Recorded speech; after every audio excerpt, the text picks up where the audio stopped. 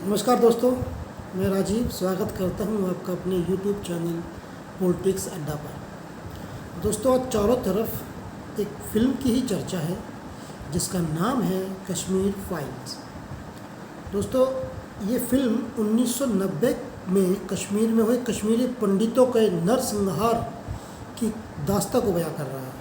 उनके साथ में जो अत्याचार हुए उसको उजागर करके दर्शकों तक पहुंचा रही है। और ये इसको मूवी कहना गलत होगा, ये एक सच्चाई है जो इस फिल्म के निर्देशक और इस फिल्म के कलाकारों ने जनता के लिए परोस दी है। ये सच्चाई है। इस पिक्चर में दिखाया गया एक एक पात्र, एक एक वाक्य सच्चाई, सच है, वो कोई काल्पनिक नहीं है। ये फिल्म ट्रेंड कर रही है, इसके रेटिंग में भी नंबर जा रहे हैं, और कुछ लोग इस पिक्चर को इसकी रेटिंग गिराने पर तुले हैं। और ऐसा ही 1990 में भी हुआ। आज भी लोग सच्चाई को दबा रहे हैं और उस वक्त भी लोग सच्चाई को दबा रहे थे। आज बात करेंगे दोस्तों इसी वीडियो में 1990 में जो कश्मीरी पंडितों के साथ हुआ, इसकी शुरुआत कैसे हुई, जानने की कोशिश करेंगे कि ऐसा हुआ क्यों और इसके पीछे क्या मकसद था और ये लोग कौन थे। दोस्तों, सबसे पहले हमारे मन में जहन में एक बात आती है कि कश्मीरी पंडितों के साथ जो 1990 में हुआ, वो घटना 1990 में ही क्यों हुई। देश आज़ाद 1947 में हुआ। अगर ये वाक़या होना था तो 1947 में हो जाता, 1960 में हो जाता, 71 में हो जाता, पर नहीं हुआ। ये 90 में ही क्यों हुआ। तो इसके पीछे हम थोड़ा सा पीछे जाते हैं और देखते हैं कि अफ़गानिस्तान में रूसी सेना थी। अफ़गानिस्तान में रूस अपनी सेना का डेरा डाले हुए था और एक तरीके से अफ़गानिस्तान को कब्जे में लिया हुआ था।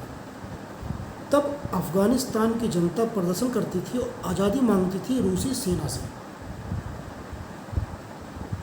ये प्रदर्शन काफ़ी लंबा चला। वहाँ पर फिर अमेरिका ने अफ़गानिस्तान की जनता का साथ दिया, उन्हें हथियार मुहैया कराए, उन्हें लड़ने योग्य बनाया और पैसे दिए।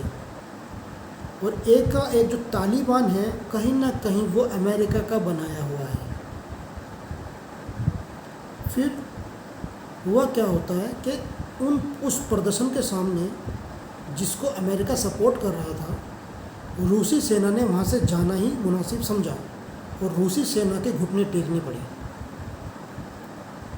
जब अफ़गानिस्तान से रूसी सेना निकल गई थी, वहाँ उन्हें आज़ादी मिल गई थी, तो एक कश्मीर में भी ऐसी आवाज़ें सुनाई देने लगी कि पहले रूस को भगाया, अब हमें हिंदुस्तान को भगाना है। हिंदुस्तान की जो सेना है वहाँ से उस सेना हटानी और कश्मीर को आज़ाद कराना है। तब जो कट्टरपंथी लोग थे, तब ये नारे वहाँ लगाया करते थे। इसलिए ये नरसंहार 1990 में हुआ, क्योंकि जो कट्टरवादी सोच थी 1980 और 90 के दशक में वहाँ पनप चुकी थी। 1947 में जब वहाँ पे चुनाव हुए और जो कट्टरपंथी चुनाव हार गए, तो उन्होंने अपने इस आंदोलन को और जोर दे दिया, क्योंकि वो हार तो गए थे। जनता ने, कश्मीर की जनता ने उन्हें कोई बहुमत नहीं दिया। उन्हें वो कबूलनामा नहीं अच्छा लगा, जहाँ पे वो कट्टरपंथी अपने दिखा रहे थे कि कश्मीर सिर्फ कश्मीरियों का है। फिर भी जनता ने उन्हें हरा दिया। अब उनका जो ये प्रदर्शन था वो तेज हो गया और 1987 से लेकर 90 तक ये इतना तेज हुआ कि यहाँ पे दिन दिहाड़े हत्या होने लगी। अखबारों में लेख छपने लगे कि कश्मीरी पंडित जल्द से जल्द कश्मीर छोड़ दे। ऐसे नारे गढ़े गए कि मैं आपको पढ़ के बताता हूँ कि आज़ादी के जागो जागो सुबह हो गई, हिंद पर लरचम तारे हैं, अब कश्मीर की बारी है। हम क्या चाहते हैं आज़ादी, हम लेकर रहेंगे आज़ादी। आज़ादी का मतलब अल्लाहू अकबर। हमें पाकिस्तान चाहिए बगैर कश्मीरी पंडितों के, पर उनकी औरतों के साथ। और आप यकीन नहीं करेंगे दोस्तों के महिलाओं के साथ क्या क्या वहाँ पे दुर्दशा उनकी की गई है। अनेकों बार उनके साथ रेप किया गया है। वो कहानी ये फिल्म दर्शा रही है। तो चुभनी तो जायज़ है, इसलिए ये उन लोगों को चुभ रही है जो लोग इसका विरोध कर रहे हैं, उस वक्त भी जिन लोगों ने इसका विरोध किया था। अब हम एक आध ये भी सोचते हैं कि भाई उस वक्त सरकार क्या कर रही थी। दोस्तों 1990 और 87 के आसपास जब ये हो रहा था तो उस प्रधानमंत्री जो थे वो वीपी सिंह जी थे और गृह मंत्री थे मुफ्ती मोहम्मद सईद, जिनकी बेटी अभी कश्मीर में इससे पहले 2015 की 14 और 15 में वहाँ की मुख्यमंत्री भी थी। मुफ्ती मोहम्मद सईद वहाँ के गृह मंत्री थे। उसी वक्त ये सारा वाक़या हुआ, ये सारा प्रकरण हुआ, इसलिए मुफ्ती मोहम्मद सईद भी इसमें उनके ऊपर भी शक की सुई घूमती है। एकाएक अपराधी उनकी बेटी को अपहरण कर लेते हैं। उनकी बेटी को छोड़ने के एवज़ में 70 अपराधी छोड़े गए। ये मुफ्ती मोहम्मद का पहला कदम था। दूसरा कदम मुफ्ती मोहम्मद का ये गलत कदम था जो कश्मीर के हित में नहीं गया था। वो ये था कि मुफ्ती मोहम्मद ने गृह मंत्री रहते रहते श्रीनगर से बीएसएफ, जो हमारी भारतीय सेना बीएसएफ लगी हुई थी, उनको वहाँ से हटा दिया था, ये कह के कि इससे जनता को परेशानी होती है। तीसरा गलत कदम ये था कि मुफ्ती मोहम्मद ने उस वक्त जब इकट्ठा लोग नहीं होते थे, इकट्ठा लोगों को होने पर पाबंदी थी, उस पाबंदी को हटा दिया था। अब लोग इकट्ठा हो सकते थे और नए नए प्रोपेगेंडा वहाँ से कश्मीरी पंडितों के लिए बना सकते थे, मस्जिदों में इकट्ठा हो सकते थे, पहले यहाँ पाबंदी थी।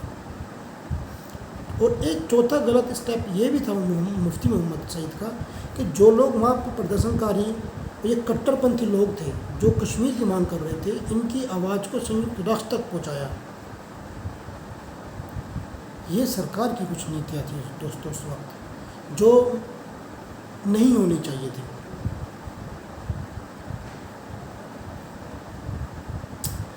अब 30-32 साल बीत गए हैं, आज भी जनता उस सवाल को ढूंढती है कि ऐसा क्यों हुआ, ऐसा क्यों हुआ, हमें न्याय कब मिलेगा।